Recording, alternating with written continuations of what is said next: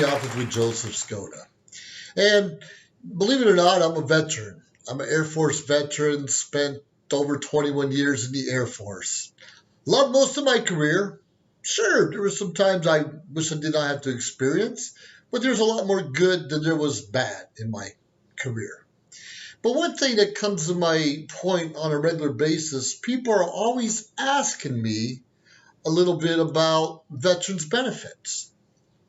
A lot of veterans, believe it or not, have not even applied for veterans that they earned throughout their lifetime.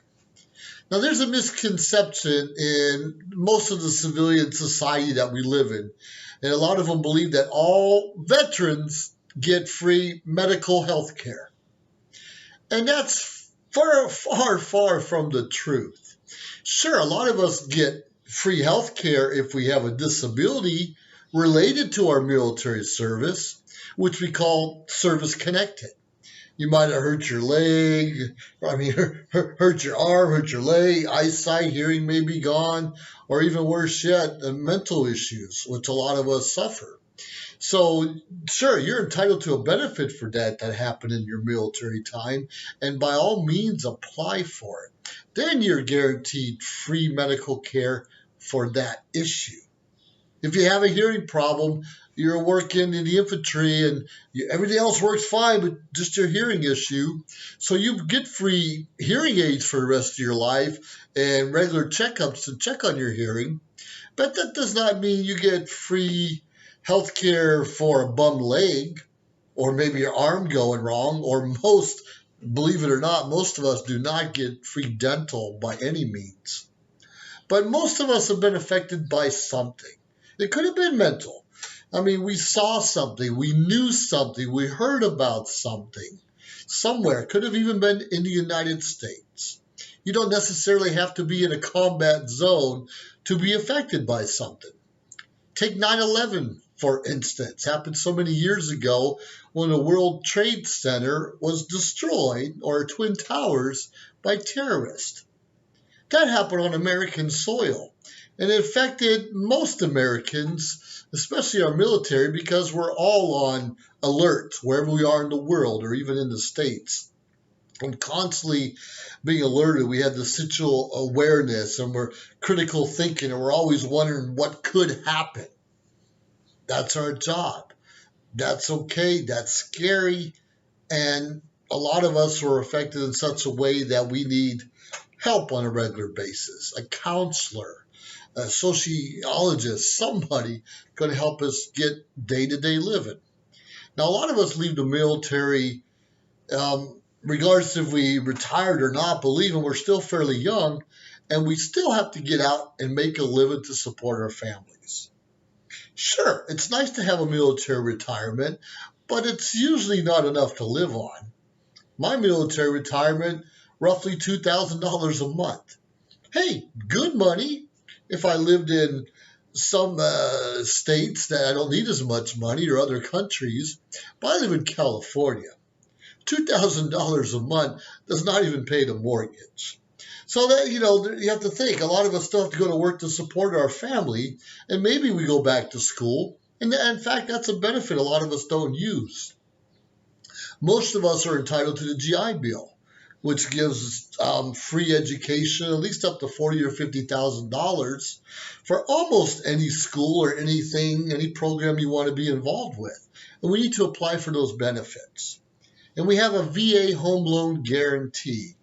I don't remember the exact figures, but somewhere in the line, we're guaranteed a loan VA, provided we're honorably discharged and we have the resources to pay the mortgage, up to about $460,000.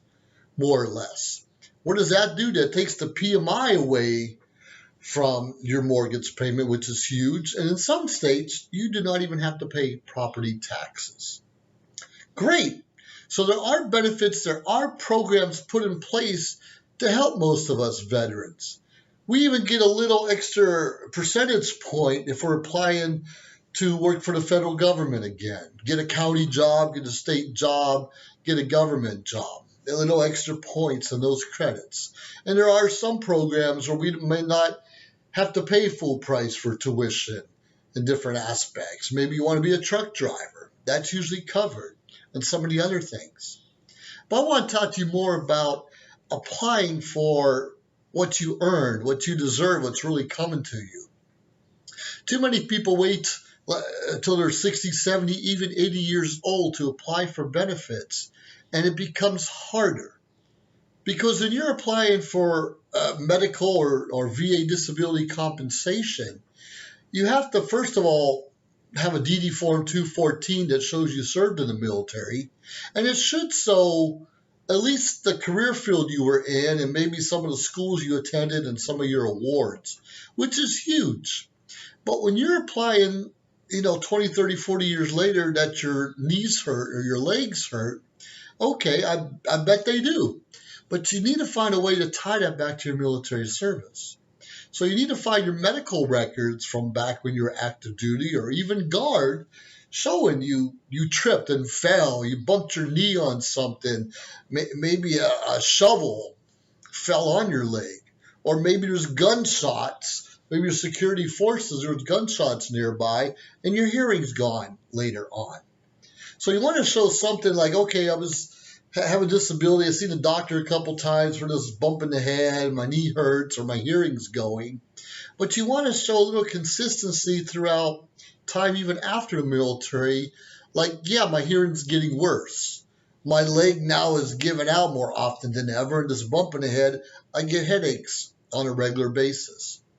So sure, we could just apply and say everything's wrong with us, and yes, probably is. And a lot of it is tied to your military service. It helps to have your current doctor say, yeah, the hearing is most likely affected due to the time he served in the military. Hearing, knee, eyes, back, any of that will be very helpful. Not a guarantee, but the doctor can look back and see how things are deteriorating and put two and two together and say, yeah, more than likely this was caused due to military action or time served. And when we can bring those medical records together, you go to your local county service officer, your local DAV, American Legion, VFW rep, or someone like that to help you file your claim. Now, please, it does not affect you getting, in most cases, it's not going to affect you continually working.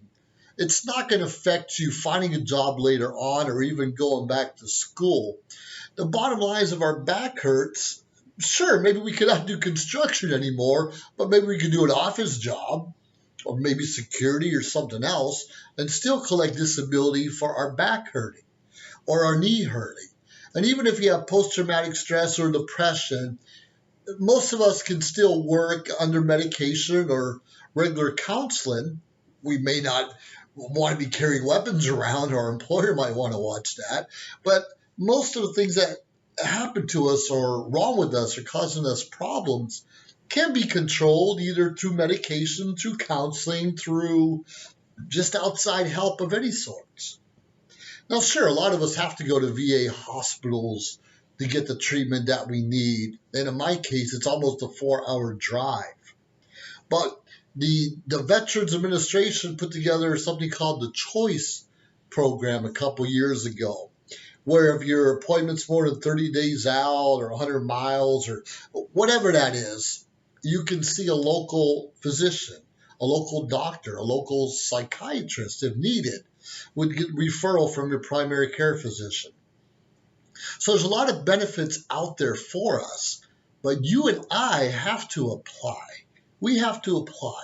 And I recommend you so strongly get involved with your local veterans organizations. The VFW, Veterans of Foreign Wars, the DAV, Disabled American Veterans, your local American Legion, and there are others. And we're here together, sure, to bring the camaraderie back and a little social life, but we're there to help point you in the right direction to get the benefits that you and I deserve. Never give up. You may have been turned down before. You may have been given the wrong information. You might have went to a county service rep that was just having a bad day and blew you off. It's sad. We're all people trying to help and serve one another, but we do have bad days from time to time. Anyways, give it your best, never give up, and continuously fight for the benefits that you deserve. You served our country, and now it's time for our country to serve you. This has been In the Office with Joseph Skoda. I salute you, veteran. Thank you.